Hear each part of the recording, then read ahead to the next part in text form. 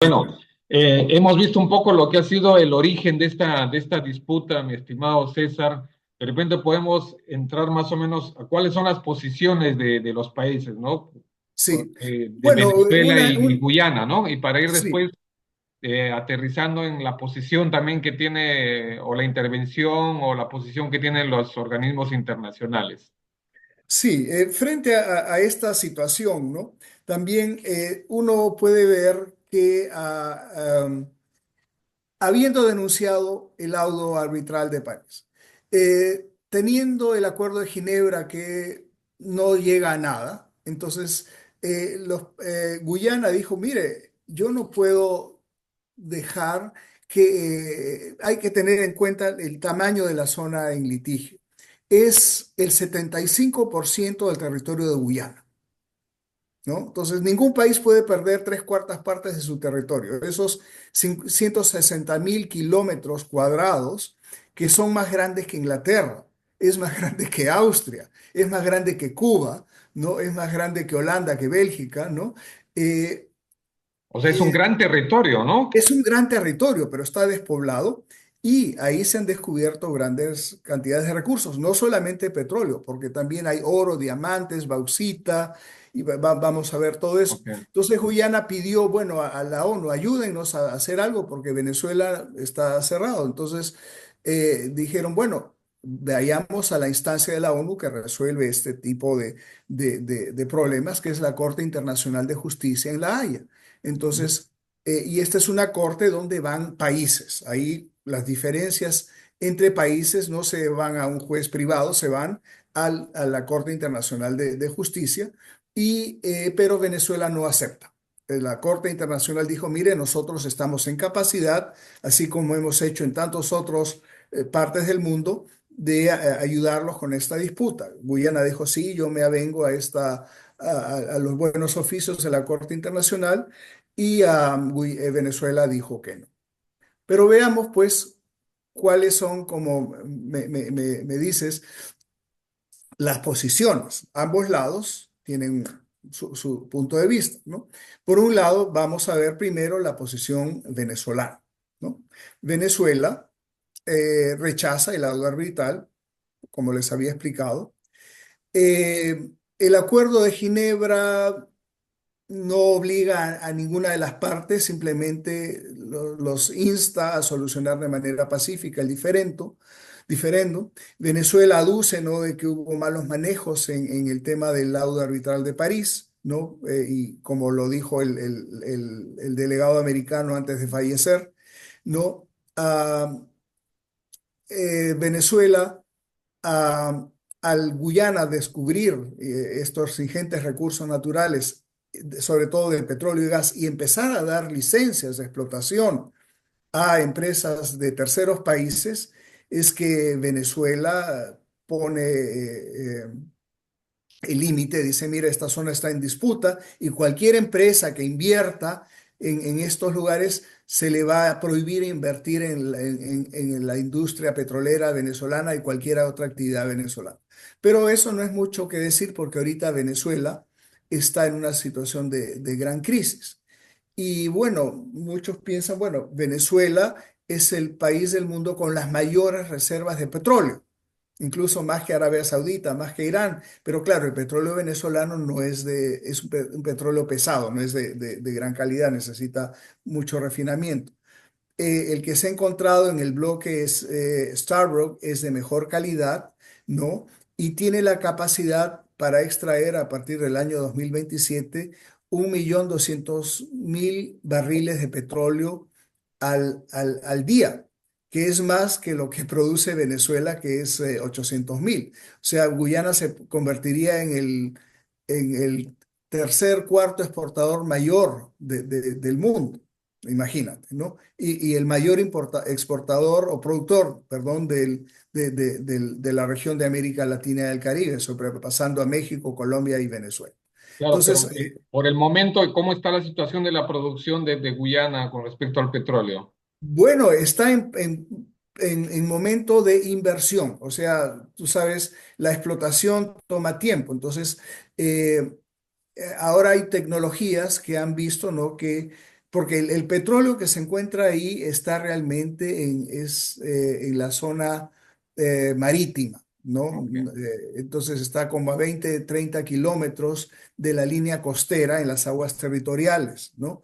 Entonces, ahora hay tecnologías de plataformas no muy avanzadas que permiten pues extraer ese petróleo, pero toma tiempo construir todo eso. Entonces se calcula que a partir del 2027 va a entrar en gran producción. Ahora la producción es mínima, pero la inversión que se está haciendo va a pagar, ¿no? Porque hay mucho interés, el país está teniendo un boom económico gigantesco, ¿no?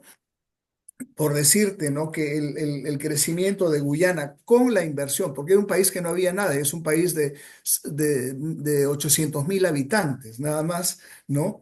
En un territorio que es más grande que Inglaterra o tres veces Austria, ¿no? Todo Guyana.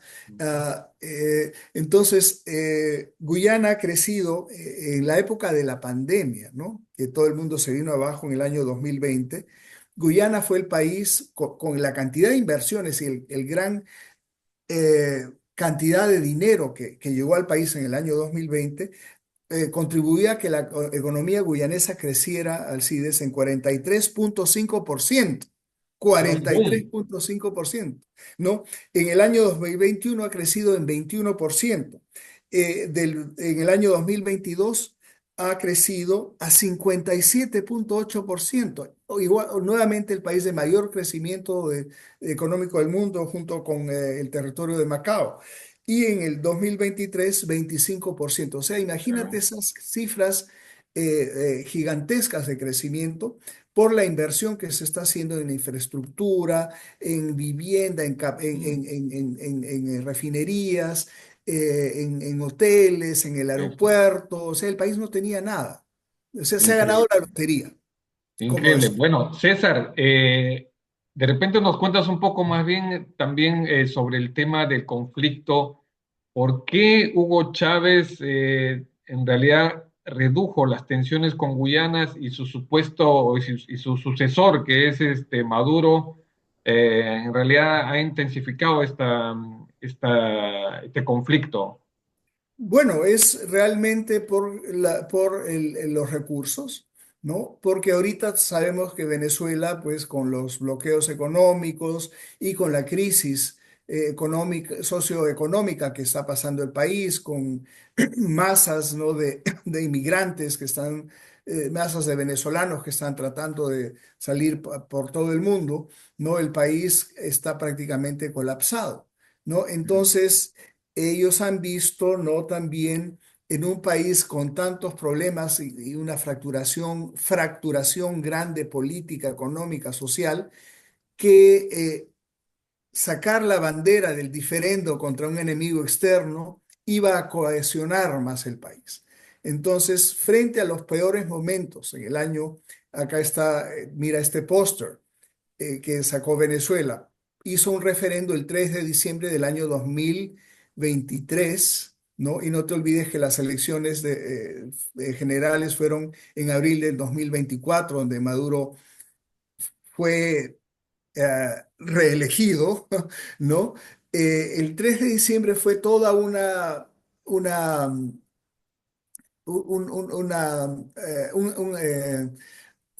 arreglo, ¿no? Para mostrarle a los venezolanos, ¿no? Tenemos un problema, tenemos que unirnos en esto. Entonces, ahí sacó a relucir y quería salir como héroe, cosa que con esta excusa, ¿no? De reclamar el Esequibo. Ujú. Y en este referéndum se hacían 5 preguntas acerca si estás de acuerdo con el laudo arbitral de París, ¿no? ¿Estás de acuerdo con que el despojo de Gran Bretaña? ¿Estás de acuerdo de que creemos el Estado nuevo llamado Guayana Esequiba, o el Estado, provincia, ¿no? ¿Estás de acuerdo que le demos la ciudadanía a los habitantes venezolanos, a esas personas que viven en esa zona? Entonces, bueno, una pregunta muy fácil de contestar, sí, sí, sí. Y todo el mundo, pues, se avivó el patriotismo y el nacionalismo y claro, en más de un 90% todos estaban de acuerdo con esto. Pero eso vio a Guyana como Guyana lo tomó también como una amenaza grande, porque decían, bueno, y Venezuela no tiene posesión efectiva del lugar. Mm. Los que realmente están en posesión efectiva son los guyaneses, ¿no? Eso, y Entonces, ahí vamos. ahí Cuál es vamos. la posición de Guyana? Ahí entramos, ¿no? La posición de Guyana, viendo como espejo, ¿no? Esta con la otra, ¿no? Vemos que Guyana, en contraposición a lo que dice Venezuela, reconoce el fallo del laudo arbitral de París, que otorga la región del Esequibo a Guyana. Y ellos dicen, mira, en este laudo había mucho más territorio en disputa, entonces nos hemos quedado con menos de lo que Inglaterra reclamaba, ¿no? Guyana también considera de que la Corte Internacional de Justicia tiene la capacidad de ayudar a ambas partes a solucionar el país, el diferendo, ¿no? Guyana defiende el derecho a la explotación de estos recursos naturales. Mira, acá en el mapa lo vemos más claro, ¿no? Esta es la zona económica exclusiva de Guyana. Esto está a unos entre 30 a 200, a 180 kilómetros. La zona económica exclusiva va hasta los 200 kilómetros y las 200 millas o casi 400 kilómetros es zona económica exclusiva, o sea, todo está dentro del el mar territorial guyanés, ¿no? Si vemos acá Venezuela, Venezuela si bien tiene una costa grande sobre el Atlántico y el Caribe, tiene acá en estos lugares diferendos, ¿no? Por la delimitación marítima, ¿no? Entonces lo tiene con Colombia en esta zona, lo tiene con Holanda por las Antillas holandesas acá y acá con Trinidad. O sea, la expansión marítima de Venezuela no puede ser tan grande como quisiera porque tiene frente a sus narices prácticamente otros estados, otras entidades nacionales, ¿no?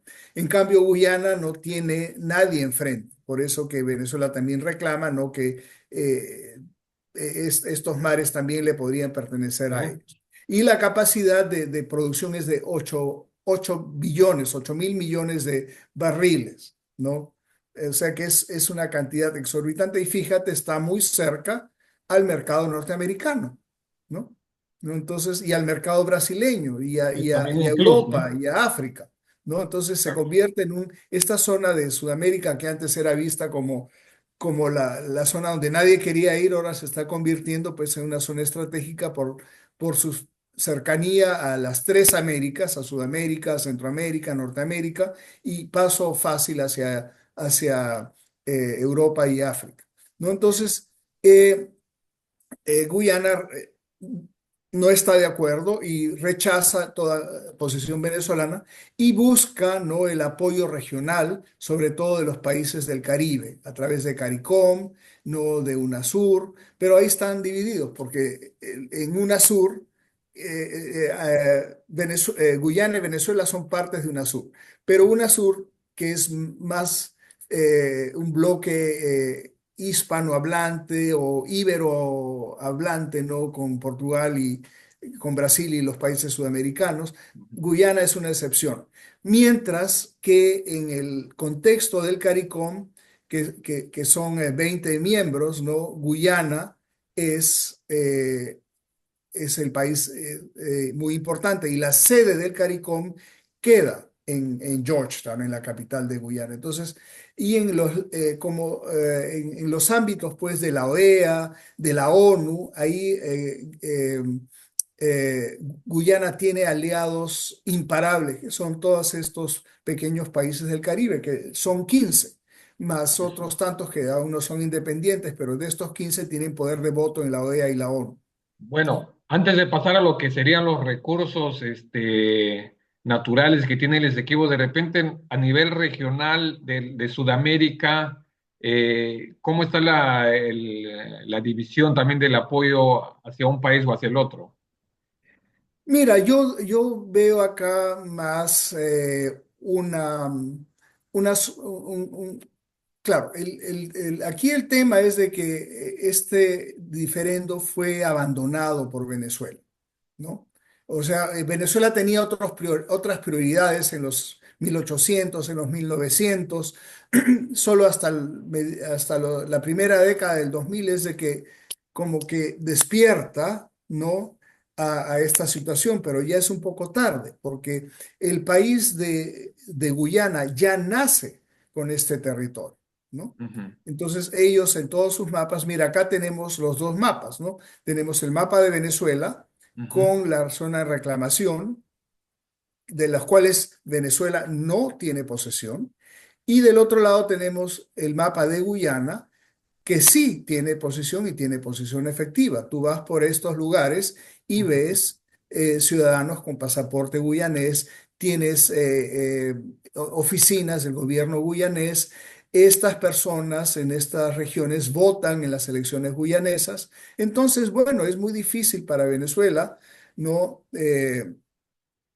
Pretender, ¿no? De que lo que no se hizo en 100 años se puede hacer ujú. inmediatamente, ¿no? Entonces tendría que usarse pues la fuerza militar. Y acá se polariza, estamos hablando de Latinoamérica y el Caribe. En el ámbito sudamericano, claro, la solidaridad es obviamente más hacia el hermano venezolano, ¿no? Hispanohablante, ¿no? Eh, y claro, UNASUR trata siempre, ¿no? De que porque ambos países son miembros de UNASUR, vean esto de una manera pacífica. Aquí el gran broker también interesado es Brasil. Brasil porque es la potencia hegemónica en Sudamérica y es el país que tiene relaciones y límites tanto con Venezuela como con Guyana, que ahí vemos a Brasil. Entonces, si hubiese un problema en esta zona, también Brasil limita con el Esequibo. Ujú. No tiene reclamo Brasil, lo que Brasil pide es de que esto no escale a un nivel de conflicto, ¿no? Eso. Y ya ha tenido un escalamiento porque hace unas pocas semanas hubo un navío americano, perdón, un navío venezolano que amedrentó a las operaciones de una plataforma petrolera en esta zona, ya en aguas territoriales de Guyana. Y Guyana alzó una protesta a nivel de la ONU, a nivel de la OEA, y pidió el apoyo de Estados Unidos. Y con Estados Unidos invitó a que se hicieran maniobras navales militares conjuntas, ¿no? Para un poco mostrar a Venezuela, ¿no? Que ellos no están solos.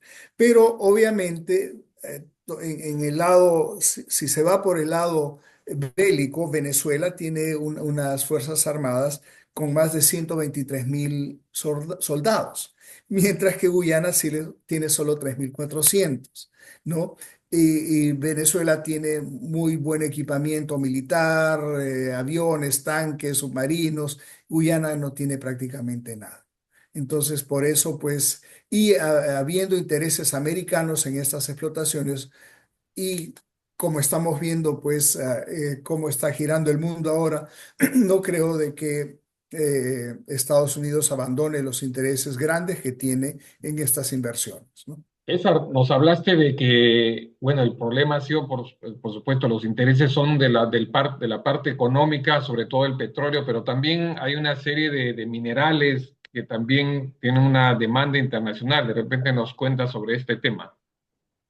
Sí, lo que vemos en Guyana, Alcides, ¿no? Es realmente un poco la punta del iceberg, ¿no? Porque vemos el gas y el petróleo, pero hay mucho más que eso, ¿no?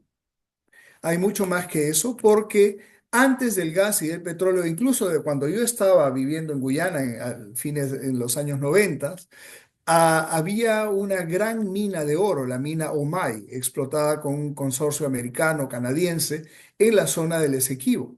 Y esta zona es muy rica en oro, en diamantes, en mica, bauxita, de donde se saca el aluminio, manganeso, uranio, obviamente el petróleo y gas natural, grandes recursos de agua dulce, porque hay ríos enormes, ¿no?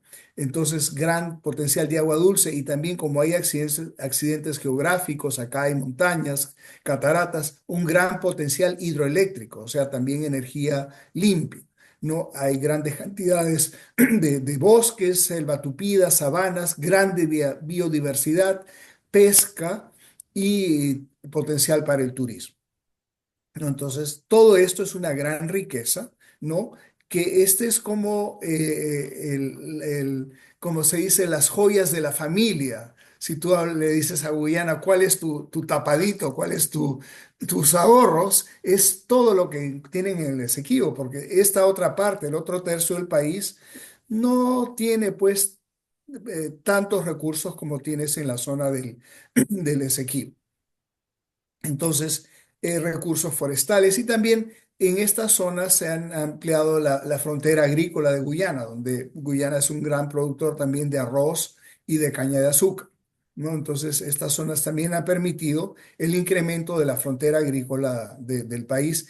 Y otro tema también es la zona pesquera en la zona, en la zona de las bocas de los ríos, ¿no? Como son aguas medio turbias, es un lugar de excelentes posibilidades para la piscicultura, especialmente de mariscos, langostineras, langostas, cangrejos, de calidad premium, que son exportadas pues a mercados gourmet. Entonces, fíjate todo este potencial que existe, ¿no? Porque lo que antes se veía, cuando vamos pues al inicio de mi charla, una zona fangosa, olvidada, manglares, nadie daba un céntimo. Y ahora todo lo que esa zona representa y todo lo que esa región acoge en todas las Guayanas, ¿no? Es de gran demanda a nivel internacional. No solamente en la zona costera, sino el interior, que es donde están las grandes riquezas. Y el mito era, ¿no? Que no sé, todos ustedes habrán oído acerca de la ciudad mítica de El Dorado. Claro, El Dorado, todo el mundo dice que está en sus países, pero una de las teorías era que El Dorado estaba pues en Guyana, en la zona entre esta parte del Demerara y el Esequibo. En estas selvas ahí se encontraba la ciudad llena de oro y grandes riquezas, ¿no? Es Bueno, pero un mito, ¿no? César, hablando de las riquezas, has mencionado también que hay inversión, mucha inversión extranjera. ¿Cuáles son los principales inversionistas extranjeros que están por esa parte del Esequibo? Bueno, en esa parte tú tienes, en el tema de gas y petróleo, tienes a los americanos con la ExxonMobil y la Hess Oil Company, que son los grandes inversionistas. Luego tienes la China National Oil Company, CNOOC, que también tiene concesiones para la explotación de petróleo en la zona costera, y una empresa canadiense también. Ok, Son las tres. Aparte, concesiones mineras, en el tema de aluminio tienes a los canadienses y americanos. En el tema de extracción maderera, recursos forestales, tienes a los coreanos y a los malasios con grandes operaciones, ¿no? En esta zona. También hay inversión japonesa en cuestión ujú, de extracción de recursos, ¿no? Y bueno, es un país, ¿no? Que es virgen, ¿no? Que tiene una gran cantidad de recursos poco explotados. Si tú me preguntas, ¿no? ¿Cómo era la Guyana cuando yo vivía allá en el año 92, 93? Bueno, era un país que totalmente empobrecido, la gente se iba, no tenía esperanzas, ¿no? De vivir en su ujú. país, y como lo único bueno que tenían en esa época, ¿no? Era un buen sistema de educación, ¿no? A la par, ¿no? Con los estándares británicos. Entonces sacaban el O-level, el A-level, y muchos y como hablan inglés, se iban prácticamente como por un tubo a trabajar a Estados Unidos, a Canadá, a Inglaterra o a Eso, las otras islas del Caribe que son más prósperas, como Barbados, Trinidad, Bahamas, etcétera. Entonces, por eso la población de Guyana no ha crecido en 50 años, porque hay más guyaneses viviendo fuera de Guyana que en Guyana. Pero ahora con el boom petrolero, muchos están tratando de llegar y regresar. tratando de que esta inversión petrolera ayude a mejorar y a progresar el país y que no caiga pues en manos de esquemas de corrupción, que es lamentablemente lo que pasa en todos lados, incluso lo que ha pasado en Venezuela o vemos en Nigeria. La riqueza petrolera es un arma de doble filo, ¿no? Eso. César, bueno, ya para terminar, tenemos los últimos 5 minutos. De repente nos puedes contar para que ya no este conflicto crezca, cuáles son las posibles soluciones que hay para que no se expanda este conflicto, ¿no? Bueno, ahorita el tema está un poco entrampado, ¿no? Porque las negociaciones han llegado a un punto en que nadie está tratando de dar un paso atrás, ¿no? Obviamente es muy difícil decirle a un país, mira, tienes que ceder 75% de tu territorio, Eso, ¿no?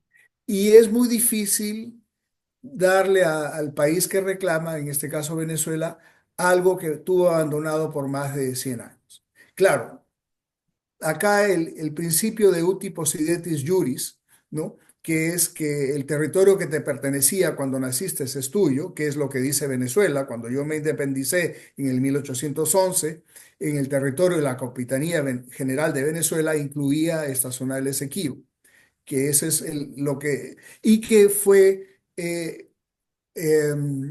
tomado por malas mañas por los británicos, ¿no? Y que consumaron esta usurpación en el laudo arbitral de París, cosa que después de Venezuela denunció.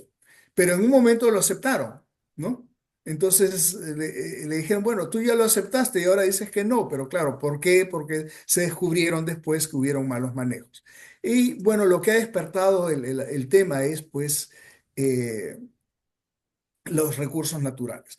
Pero aquí dicen, bueno, ¿cómo es posible? Pues es una historia entre un David y Goliat, ¿no? Venezuela, necesitas más petróleo. Venezuela, tú tienes las reservas más grandes del mundo. ¿Para qué quieres más? ¿Y qué has hecho con las que tenías? ¿En qué situación está tu país? O sea, eso mirándolo desde el punto de vista como prueba ácida, cómo verían pues los posibles negociadores, ¿no? ¿No? Y por otro lado, Guyana, ¿qué vas a hacer? ¿Cómo vas a invertir esto? ¿No?